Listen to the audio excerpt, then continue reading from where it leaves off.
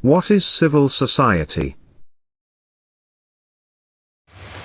Assalamualaikum warahmatullahi wabarakatuh. Perkenalkan, nama saya Nu'man Musyafa dari Prodi Akidah dan Filsafat Islam. Di sini saya akan menjelaskan tentang civil society. Apa itu civil society? Civil society atau masyarakat sipil adalah sekumpulan organisasi, kelompok dan individu yang berada di luar struktur formal pemerintahan dan sektor ekonomi, tetapi berperan aktif dalam kehidupan publik. Mereka bertindak sebagai jembatan antara masyarakat dan negara, memperjuangkan kepentingan sosial dan politik yang lebih luas, serta mengadvokasi berbagai isu seperti hak asasi manusia, lingkungan, kesetaraan gender, dan keadilan sosial. The expression civil society is commonly used to describe a sphere of human activity that is outside or apart from the structures of states and governments, and in which free individuals from voluntary associations and establish pluralistic relations based upon affinities and common interests rather than coercion. The distinction between state and civil society is an old one but can take very different and even contradictory forms. Civil society sebagai konsep telah ada sejak zaman Yunani kuno, ketika masyarakat terlibat dalam pengambilan keputusan politik dan sosial. Namun istilah civil society sendiri mulai populer pada abad ke-18 selama era pencerahan, terutama dalam konteks pemikiran politik. Filsuf seperti John Locke dan Jean-Jacques Rousseau membahas pentingnya masyarakat sipil dalam konteks kontrak sosial, di mana individu memiliki hak untuk berpartisipasi dalam pemerintahan dan mempertahankan kebebasan mereka.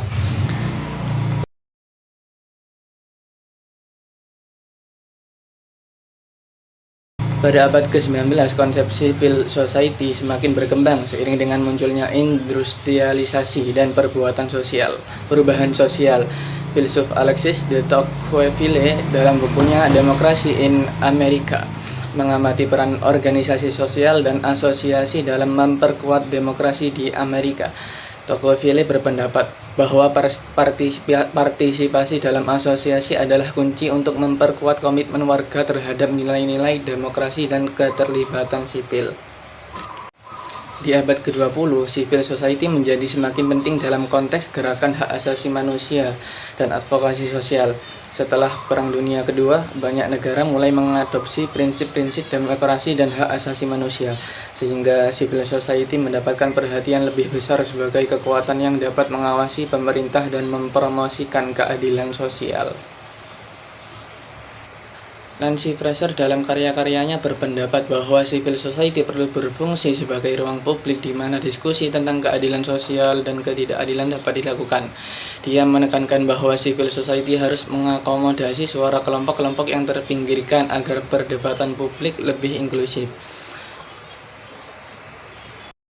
John Locke's second treatise on government provides the classic description.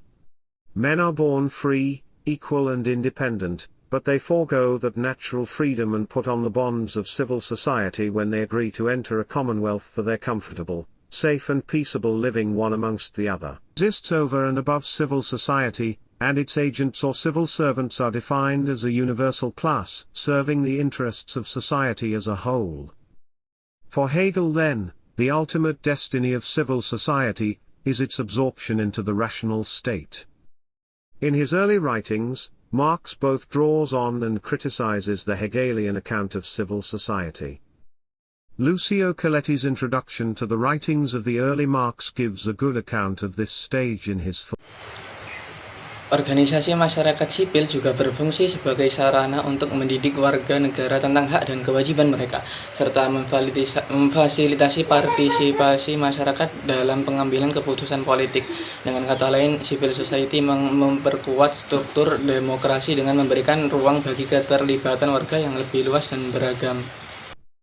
It is important to note that when individuals agree to enter civil society, they adopt the principle of majority rule.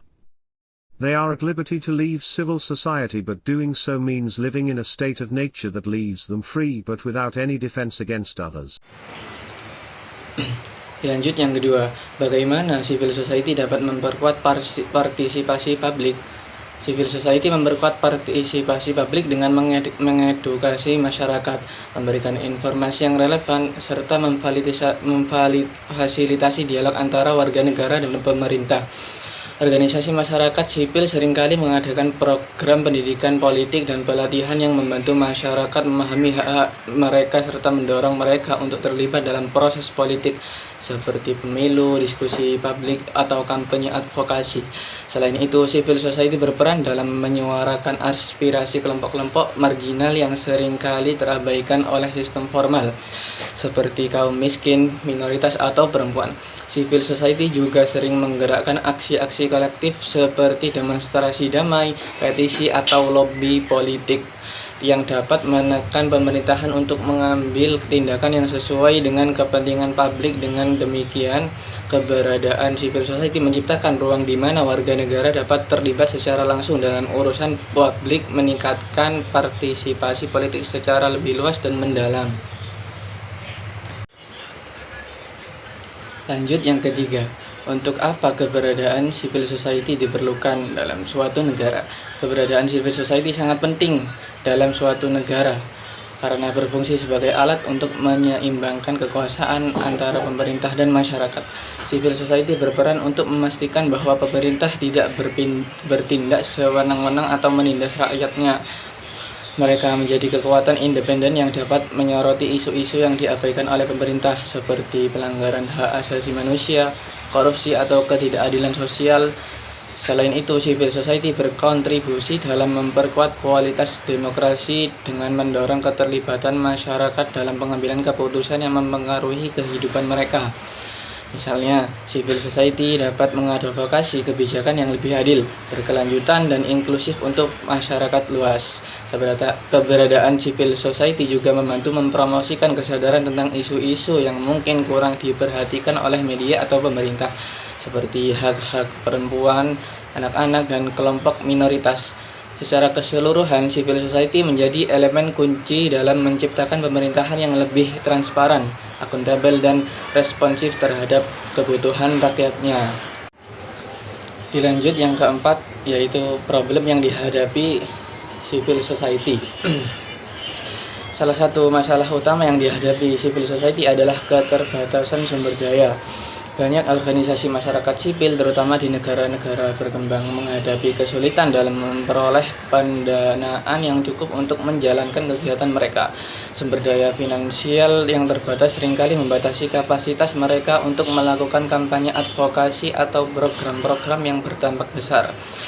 Selain itu, ada juga masalah kurangnya sumber daya manusia yang terlatih dan berpengalaman dalam mengelola organisasi secara efektif. Selain itu, tekanan dari pemerintahan otoriter juga menjadi masalah serius bagi civil society. Di beberapa negara, pemerintah yang otoriter dapat mengeluarkan kebijakan yang membatasi kebebasan berkumpul dan berekspresi, menghalangi organisasi masyarakat sipil untuk beroperasi secara bebas. Pemerintah mungkin juga menggunakan intimidasi, kekerasan, atau peraturan hukum yang keras untuk membungkam kritik dari civil society. Dengan demikian, organisasi masyarakat sipil di banyak negara harus menghadapi tantangan untuk tetap independen, efektif, dan berkelanjutan dalam situasi yang penuh tekanan. Masuk bagian yang terakhir, yaitu kritik.